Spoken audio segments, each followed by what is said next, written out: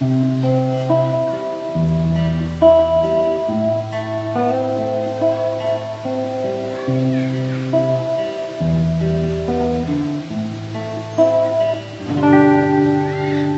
เป็นหมาหน่วยที่เจ้า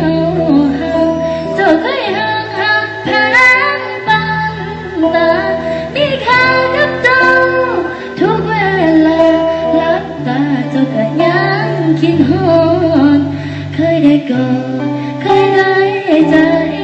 ไปใส่มาใส่ก็ไปน้ำตลอดได้หอมหอมใจก่อนว่ามาน้ำตา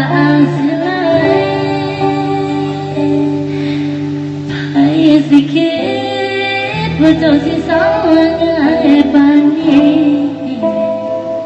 หอดบ่พอดีจะมาไล่นี้โอ้ย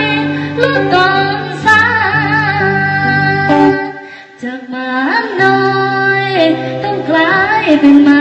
เขียวนี่ไกลเท่าไรมันสิเบื่อ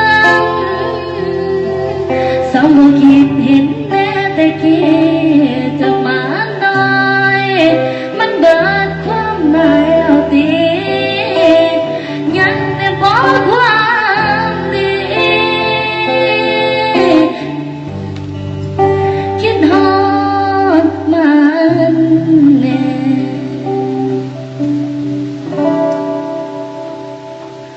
ไผสิคืนว่าเจ้าสิสาวง่ายปานนี้หอดบ่พอดีเจ้ามาไล่นี้โอ้